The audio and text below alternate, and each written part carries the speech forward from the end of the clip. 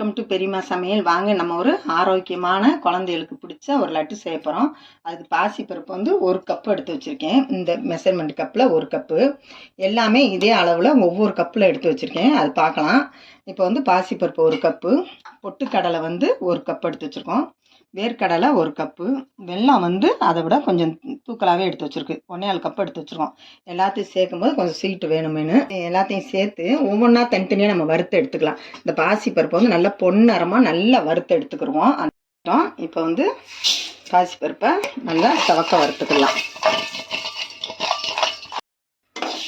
கருகக்கூடாது, நல்லா சவக்க வறுத்து எடுத்துக்கிடுவோம். எல்லாத்தையும் தனித்தனியாக வறுக்கணும்.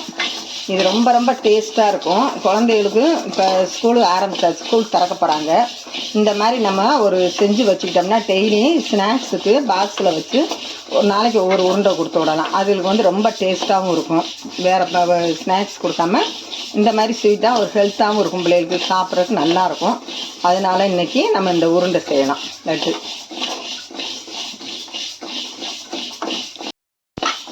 நல்லா சிவந்து வருது. இன்னும் கொஞ்சம் இப்போ தான் வாசனை வருது. இன்னும் நம்ம ஒரு 2 நிமிஷம் வறுக்கும்போது நல்லா வாசனையாக வரும்.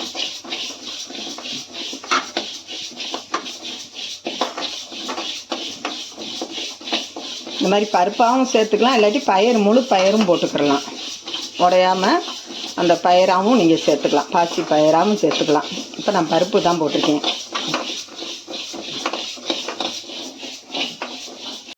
நம்ம இறை கொட்டிக்கலாம். நல்லா செவந்துருச்சு. இந்த பார்த்தீங்களா, நல்லா வறுத்தாச்சு. இப்போ நம்ம வேறு இதில் மாற்றிக்கலாம். அது மாதிரி பொட்டுக்கல்லையே 2 வறுவல் வறுத்துக்கலாம்.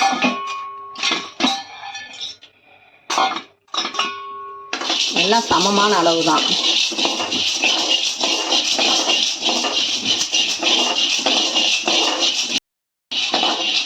இந்த அளவுக்கு பொட்டுக்கல்லை வறுத்தா போதும். இப்போ இதையும் மாற்றிக்கலாம். இப்போ வேர்க்கடலை சேர்த்துக்கலாம்.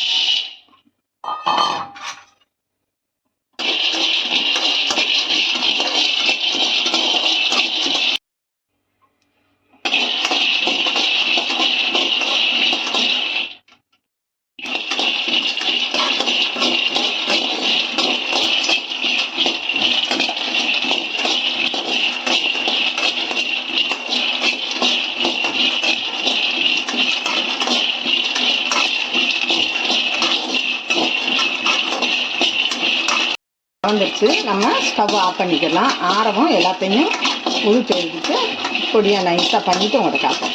இப்போ நல்லா வறுத்துட்டோம். இப்போ ஸ்டவ் ஆஃப் பண்ணிக்கலாம். ஆறிடுச்சு. இப்போ நம்ம மிக்சியில் பொடி பண்ணி எடுத்துக்கிடுவோம். எல்லாத்தையுமே தனித்தனியாக பொடி பண்ணிக்கிடுவோம். நல்லா நைஸாக பொட்டுக்கல்லையும் ஒன்றாவே அரைச்சிட்டோம், நைஸாக அரைச்சிட்டோம்.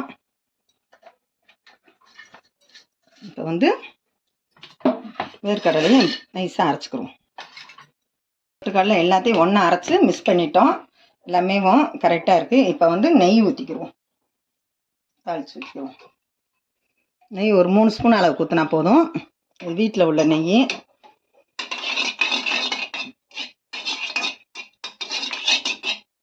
அதில் முந்திரி பத்தையும் போட்டுக்கிடுவோம்.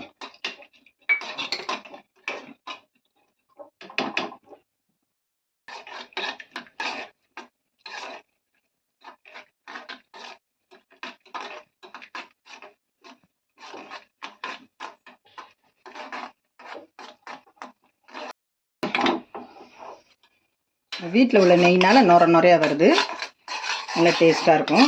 இப்போ நெய்யை இதில் சேர்த்துக்கிடுவோம். கூட பாதாம் பொடி பண்ணி வச்சுருக்கோம், அதையும் இதில் சேர்த்துக்கலாம். ஏலக்காய் தூள் ஒரு சிட்டி அளவு போட்டுக்கிடுவோம். அப்போ நல்ல வாசனையாக இருக்கும். எல்லாத்தையும் ஒன்றா மிக்ஸ் பண்ணிக்கலாம். டேஸ்ட்டாக இருக்கும். நல்லா நெய் நம்ம எவ்வளோ வேணுமோ நெய் போட்டுக்கலாம். இந்த மாதிரி நல்லா ஒன்று போல் நெய் போட்டு நல்லா எல்லாமே பிடிச்சிக்கிட்டோம்.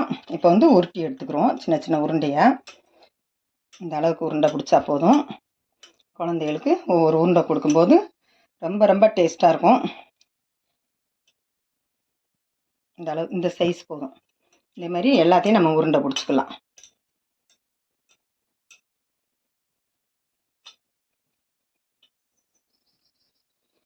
இந்த பாதாம்லாம் எதுக்கு நம்ம உடச்சி போகிறோம்னா பல்லில் படும்போது பசங்க சாப்பிட மாட்டாங்க சில பிள்ளைய.